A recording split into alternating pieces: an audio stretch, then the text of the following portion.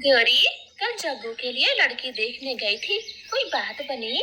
मेरा बेटा कोई अंधा नहीं, लंगड़ा नहीं, उसके सौ सौ रिश्ते वाले हैं। तू बता, उस गुड़िया के लिए एक भी रिश्ता आया है? आप ऐसे क्यों बोल रही हो? मेरी बेटी भी अच्छी पक्षी है, उसकी शादी बहुत जल्द हो जाएगी। हाँ तो मेरे बेटे की शादी भी बहुत जल्द हो जाएगी। तो होती कौन है पूछने वाली? गौरी, तुमसे तो पूछना ही बेकार है, हर समय लड़ाई के मूड में रहती हो।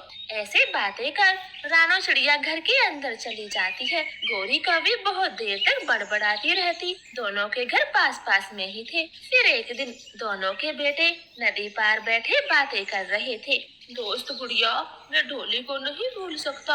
वो भी मुझसे बहुत प्यार करती है और हम दोनों शादी करना चाहते हैं। जग्गू, गौरी आंटी बहुत कड़क है, मुझे नहीं लगता वो आपकी लव मैरिज को स्वीकार करेंगी। मैं आज सफा सफा बोल दूंगा, डोली एक अच्छी कवि है, हमारी बिरादरी की है, मैं तो उसी से शादी करूंगा। वो दोनों ऐसे बातें ही कर रहे थे कि उन्हें गौरी कवि देख लेती है और गुड़िया को चमाटे लगाती है।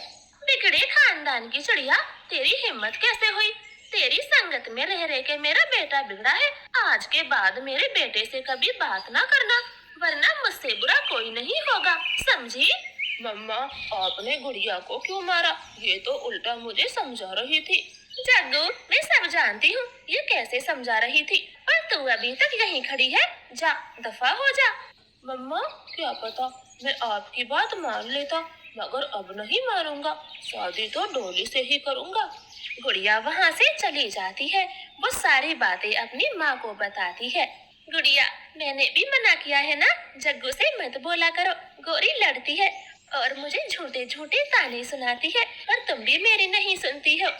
मम्मा, आप सही कहती हो, मैं आज के बाद कभी जग्गू से बात नहीं करूंगी। मगर बेचारा जग्गू बहुत दुखी है, उसने तो डोली से शादी करने का फैसला लिया है। फिर 2-3 दिन के बाद जग्गू डोली कवि से शादी कर लेता है। गौरी तो गुस्से के मारे लाल पीली हो गई थी। जग्गू, इस घर में तेरी कोई जगह नहीं है। तुम कहीं भी जा सकते हो, लेकिन मेरी आंखों के सामने से दूर हो जाओ। गौरी, ये मेरा भी बेटा है और मुझे इस शादी से कोई एतराज नहीं। हमारा बेटा इतनी अच्छी बहू लाया है। आ जाओ जग्गू बेटा, बहू के साथ घर में आ जाओ। कालू कौवा दोनों का गृह प्रवेश करवाता है। ये बात सब पक्षियों को पता चल चुकी थी। एक दिन गौरी की माँ दो पक्षियों की बातें सुनती है। बड़ी गुस्से वाली बनती थी, सब पक्षियों से लड़ती थी, अब अपने ही बेटे ने लव मैरिज कर ली। हमारे बच्चों की बड़ी हंसी उड़ाती थी गौरी कवि। अच्छा हुआ ना? सही कहा हरियाली बहन, जो हम दूसरों के लिए बुरा भला बोलते हैं, एक दिन वही हमारे साथ होता है। अब लव मैरिज वाली बहू गौरी की खाट खड़ी कर देगी, पता चलेगा कैसे कैसे बोल बोले थे उसने। बूढ़ी माँ कवि घर पहुँच जाती है और अपनी बेटी से बात करती है। गौरी, तूने ये लव मैरिज क्यों होने दी? बस बोलती है या कुछ करती भी है? अभी भी समय है, इस लड़की को घर से निकाल दे और जग्गू की दूसरी शादी करवा दे। माँ, मैं भी यही सोच रही हूँ। अब तुम देखना, मैं इस डोली को 2 मिनट में कैसे भगा दूंगी। ऐसे दोनों माँ बेटी नई नई चालें चलती है। एक शाम जग्गू नौकरी से घर आता है, तब गौरी कवि जोर जोर से रोने लगती है। माँ, क्या हुआ? सब ठीक है, आप रो क्यों रही हो? जग्गू, सुबह से कुछ नहीं दिया बहू ने, बोल रही है खुद बनाओ खुद खाओ, मैं तेरी गुलाम नहीं हूँ। जग्गू सीधे कमरे में जाता है और गौरी भी उसके पीछे पीछे जाती है। डोली, आज तुमने खाना क्यों नहीं बनाया और माँ रो रही है? तुम्हें माँ की जरा भी फिक्र नहीं? जग्गू जी, मैंने तो खाना सबके लिए बनाया है, माँ जी झूठ बोल रही है। बेटा, मुझे झूठा बोल रही है, खुद रसोई में जाकर देख ले। मैं खाने के ऊपर बहू से क्यों लड़ूंगी? बहू, तू ऐसे झूठ क्यों बोलती है? जग्गू कौवा रसोई में जाता है, सारे बर्तन खाली पड़े थे।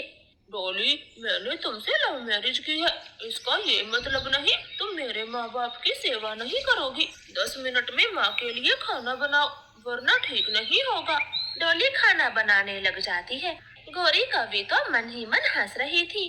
आज तो मजा ही आ गया। ऐसे ही 2-4 दिनों में इसे घर से ना निकाल दिया तो मेरा नाम गोरी नहीं। डोली, अब बना दोबारा से खाना। सारा खाना मैंने नदी में जो फेंक दिया। गोरी कभी नई नई चालें चलती रहती है। फिर एक दिन गुड़िया की मुलाकात एक सोनू नाम के चिड़े से होती है। आप इस जंगल के तो नहीं लगते, पहले तो कभी नहीं देखा। आप कौन हो? हाँ, मेरा नाम सोनू है और हम कल ही जहाँ आए हैं। बरगद के पेड़ पर मेरा घर है। दोनों बातें करते हैं और कुछ ही समय में दोनों में प्यार हो जाता है। अक्सर आपस में मिला करते। बुढ़िया जी, मैं आपसे शादी करना चाहता हूँ। जिंदगी भर आपको पलकों पर बिठा के रखूंगा, तुम्हारी इज्जत करूंगा। शादी मैं भी आपसे करना चाहती हूँ, मगर पहले माँ से पूछना होगा। गुड़िया, अगर माँ नहीं मानी तो क्या होगा? आप मुझे छोड़कर चली जाओगी? नहीं, माँ पर मुझे विश्वास है, वो मान जाएंगी, क्योंकि आप उन्हें पसंद आ ही जाओगे। मैंने एक ईमानदार पक्षी से प्यार किया है। मैं आज ही माँ से बात करूंगी। गुड़िया घर जाती है और सोनू चिड़े के बारे में बातें करती। नहीं गुड़िया बेटी, मैं ऐसी शादी कभी नहीं होने दूंगी। मैंने आपको हमेशा अच्छे संस्कार दिए हैं। ये लव मैरिज नहीं होने दूंगी, वरना लोग क्या कहेंगे। माँ, सोनू चिड़ा बहुत अच्छा पक्षी है। मैं उसके बिना किसी दूसरे से शादी नहीं करूंगी। आप एक बार देख ले, वो बहुत अच्छा है। मैं मर जाऊंगी, मगर ये शादी नहीं होने दूंगी। सब मुझे बहुत सुनाएंगे। मैं किस किस का मुंह बंद करूंगी। गुड़िया बेटी, आप मान जाओ। गौरी कभी खिड़की से उन माँ बेटी की बातें सुन रही थी। वो तो खूब तेज तेज उड़ती है और ये बात सब पक्षियों को बता देती है। एक दिन गुड़िया घर से भाग जाती है। वो मम्मा के लिए चिट्ठी लिख कर गई थी। माँ, मुझे माफ कर देना। मैं और सोनू एक दूसरे से बहुत प्यार करते हैं। हम शादी कर अपनी नई जिंदगी की शुरुआत कर रहे हैं। आप आशीर्वाद दें और मुझे माफ कर दें। गुड़िया, ये क्या कर दिया? मेरी सारी उम्मीदों पर पानी फेर दिया। एक बार भी माँ के बारे में नहीं सोचा। अब मैं कैसे लोगों को मुंह दिखाऊंगी? मम्मा चिड़िया कई दिनों तक घर से बाहर तक नहीं निकलती। एक सुबह वो सब्जी लेने के लिए बाजार जाती है। तब उसे गोरी कौवी मिल जाती है। चिड़िया, कहाँ है तेरी सपूत बेटी? बहुत दिनों से दिखी नहीं, कहीं भाग तो नहीं गई तेरा मुंह काला करवा के। गोरी, शादी तो आपके बेटे ने भी की है। जब अपना दुख दूसरों के दुख में दिखे तो हंसी नहीं उड़ानी चाहिए। तुम्हें तो समझना चाहिए कि इस समय मेरे दिल पर क्या बीत रही होगी। हाँ, तू ठहरी भगोड़े की माँ। मेरा बेटा उसे छोड़ देगा और जल्द ही मेरी पसंद की लड़की से शादी करेगा। मैं तेरे जैसी नहीं हूँ जो खुद को तुझसे कंपेयर करूँ। अब जा यहाँ से, तेरा मुंह तो काला हो गया। चिड़िया चुपचाप सब्जी खरीदती है और वहाँ से चली जाती है। गोरी कभी घर जाते ही अपनी बहू से कहती है, हाय, मैं भूखी मरी जा रही हूँ। कुछ बनाया है या नहीं? माँ जी, आलू के पराठे बनाए हैं। ले, जल्दी से पराठे खा ले। सत्यानाश हो तेरा। इस उम्र में मुझे तला खिलाकर मारेगी। आने दो जग्गू को, आज तुझे निकलवा कर रहूंगी। थोड़ी देर बाद जग्गू कौवा आता है। गोरी तो लड़ती है, कलेश मचाती है। गोरी, चुप हो जाओ। एक दिन पराठे खाने से तुम मर नहीं जाओगी। चुप भी हो जाओ। कालू, तुम तो चुप ही रहो। ये बहू मेरी कभी सेवा नहीं करेगी। चलो, हम कहीं और रह लेंगे।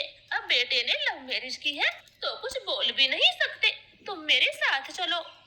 डोली, सामान बांध लो, हम आज ही यहाँ से चले जाएंगे और कहीं भी रह लेंगे। जग्गू कौवा अपनी माँ की हकीकत को समझ चुका था। वो दोनों उसी समय घर से चले जाते हैं। गौरी की चाल उल्टी पड़ जाती है। जग्गू बेटा, इतनी रात को कहाँ जाओगे? आज रात मेरे घर में रुक जाओ।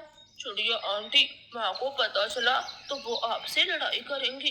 कोई बात नहीं जग्गू, अब मुझे लड़ाई से डर नहीं लगता। मैं गौरी की सारी बातें चुपचाप सुन लूंगी। तुम रात के समय जंगल छोड़कर ना जाओ। दोनों चिड़िया के घर में जाते हैं और कई दिन वहीं बिताते हैं। फिर एक दिन गोरी कभी चिड़िया के घर जाती है। चिड़िया, मुझे समझ आ गया। मैं अपने बर्ताव पर बहुत शर्मिंदा हूँ। और बेटे बहू, अब तुम घर चलो। तुम्हारे बिना घर अधूरा है, काटने को दौड़ रहा है। गौरी, अच्छा हुआ जो आपको समझ आ गया। ये जीवन बहुत बड़ा है, इसमें आने वाले हर बदलाव को हमें सहना पड़ता है। अब अपने बेटे के साथ खुशी खुशी रहो। फिर गौरी कभी अपने बहू बेटे को ले जाती है और मिलजुल कर रहने लगती। तो प्यारे दोस्तों, आपको हमारी ये कहानी कैसी लगी? प्लीज कमेंट करके जरूर बताएं और